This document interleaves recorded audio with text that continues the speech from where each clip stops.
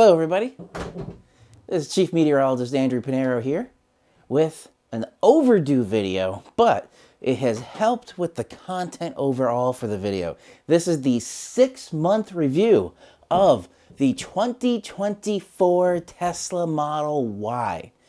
Originally this was supposed to be a first impressions video, but because of all my travels at the end of the year, I didn't have a car for a little bit, so it got delayed.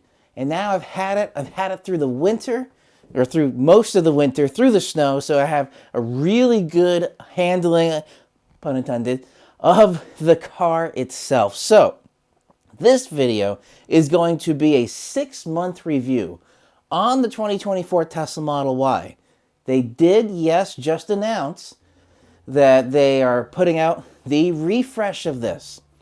Honestly, I don't think I want it. I really like my car. And now, through this video, I'm going to take you through all the reasons why I really like the Tesla Model Y. So let's get to it.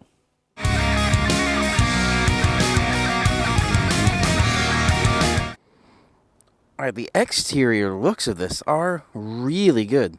Now, somebody else that I work with that also got a Model Y has compared this to a chubbier Model 3, which honestly, I would say so, but in a good way, a good chubby.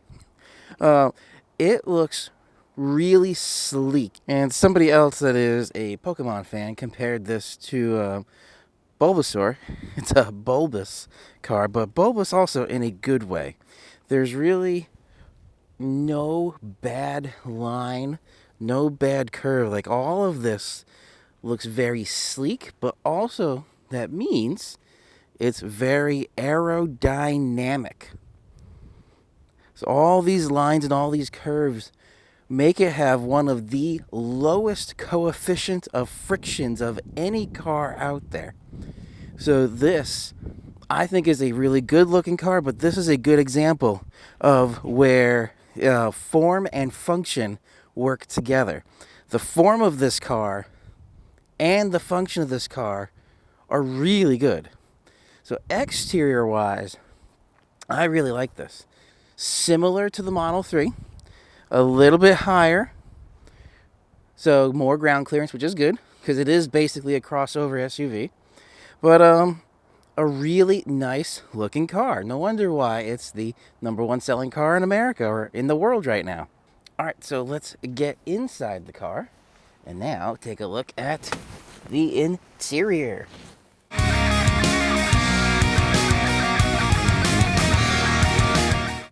Alright, so inside the car here, it's very comfortable, but also the Model 3 was very comfortable. And the good news, anybody that liked the Model 3, this feels very similar. But for this interior of this 2024 Model Y, very comfortable. The steering wheel, it's slightly different compared to the other one, but the Model 3, I do like these bumps. Like, if you're grabbing up here, I usually hold the steering wheel right about here, but if you like 10 and 2, they designed the steering wheel for that. I like 9 and 3, so that works really well here. Again, not much on the steering wheel. This is all down here, pretty much the same as the Model 3. The other difference that's really nice, the steering wheel is heated. So it is 30 degrees out right now, so fairly cold. And having a steering wheel that is heated is so nice. It preheats the car, so I can say I'm leaving to go to work at about 7:30 in the morning. Then that means the car will be preheated and ready at 7:30. So it usually starts about 20 to 30 minutes before that to heat the battery and heat the interior of the car, but also make sure the steering wheel is nice and warm. All 5 seats in this car are heated. In the rear, a little dark back there, but in the rear, 3 seats, all 3 seats are definitely heated. There is an option for the Model Y to have a 7-seater. I will just put a small clip of here of how comical the 7-seater is for this. Go ahead and see if I can fit. Oh God, here we go. Here we go. Not bad. Holy crap. So I mean, legroom is not the worst, but my head for sure does not fit. So they should really make a convertible Model Y, and then it's actually really comfortable this way. I mean, I would say avoid the 7-seater of the Model Y. Unless you're just putting kids back there, it's not going to be a good time. The other thing that's really nice, and this is just Tesla in general, so right now because I'm filming in and out of the car, I put the car heat system or the climate system in camp mode. You can tell because we're at a campfire. So it keeps the climate going even though I'm walking in and out of the car. Sometimes when you close the doors, or actually the way it's designed, when normal mode, when you close the door and lock the car, it just turns off the climate system. So now it keeps everything on until the car gets down to low battery, which is 20%. So overall, from the front seat here, very comfortable. The door handles over here, they're very similar. The only difference that I do like with this, so the button up here, that button is now a lit up button. Before it was not lit up. All these little buttons here light up. Your emergency release is still here, so that's all the same. This wood trim, I don't know if it's real or not wood, but it definitely looks nice. Now the other difference down here is the center console. So before on the Model 3, you would press, and this would fold up here. Press, and then this would fold up down here. That's different now. Now these are just both 2 phone wireless chargers. And here I can press that door open and it stays. Very deep to get into there. So I could store a lot of stuff. Then I press again, and it very nice and gently closes. A couple of cup holders there. Under here, some more storage. So very comfortable and a lot of storage up front here. So the inside of the driver's seat there is very comfortable, but what makes the Model Y really shine is the rear seat. So let's go take a look. All right, so now from the rear seat, what's really cool is the space here.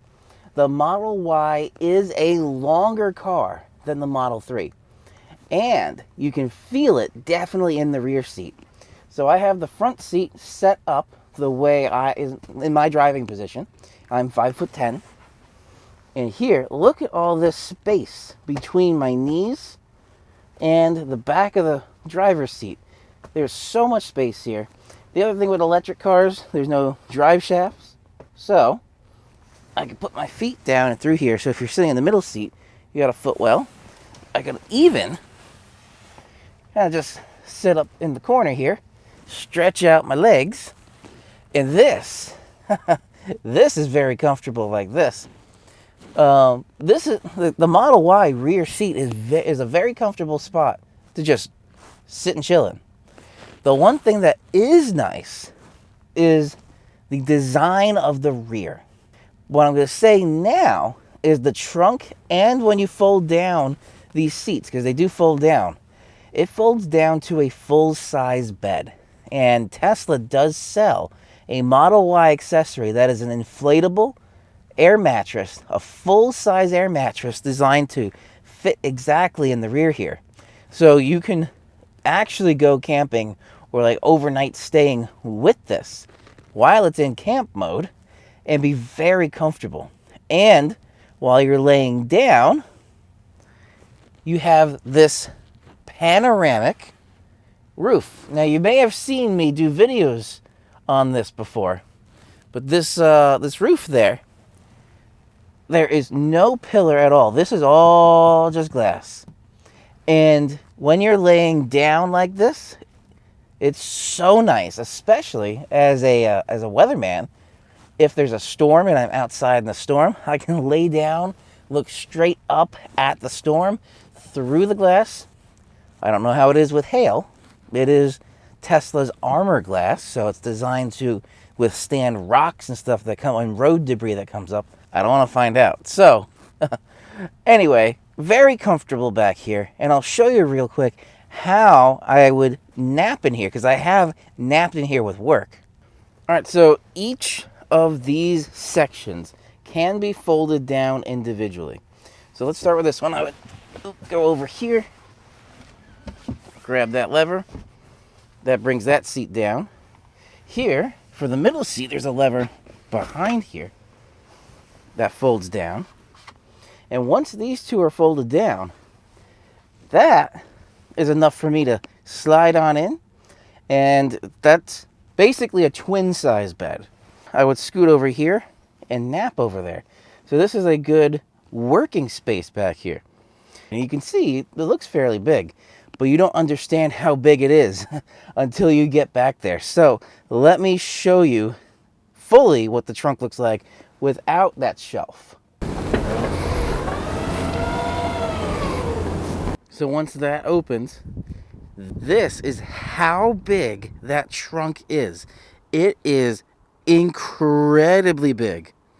This is essentially, if you kind of look at it this way, a hatchback. So besides just the enormous amount of space up here, underneath, so I do have an all-weather mat. Underneath here, there's more storage, just like the Model 3. But up under there is an entirely other shelf. So I got even more storage all the way up under there, which would essentially be under here. So I have double the amount of underfloor space there. Now also, here, they didn't come with these covers, but there are little cubbies down here. So I can store some stuff on either side in the wings here. This would kind of be where the gas tank inlet would be. And over here, same thing. I just have some spare work shirts in there. And all of that becomes the floor when I'm not using it. So overall, inside here is a huge trunk. And then closing it up, I can either use the app, or there's that button again. Press that, and it automatically closes and locks in place. Now I only have one complaint with the entire inside of the car, and that's just the rear view mirror space. It's a little small. Here, let me show you. It's a little hard to see, but just that little sliver right there, that's all your viewable area from the rear view mirror. Now the glove box also is the exact same thing from the Model 3. The only thing that's neat with the glove box is I'll show you here. Now space-wise, it's pretty much the same, but if you look over here, there's a little sliver sticking out. That is a USB drive. Now that drive is for Sentry mode. Now with the Model 3 that I had for 2020, Sentry mode did not come with a drive. If you wanted to save footage, you had to have bought your own, and Tesla did sell them. Now, they come with a 128 gigabyte flash drive on there, but what's nice is it's in the glove box, meaning there's no one that can get it if you put a pin on it. So I have a pin to get into the glove box, so if someone breaks in that knows about Sentry mode, they can't just take the hard drive out like they could have with the Model 3, so that's really nice. All right, so that's a wrap for the interior.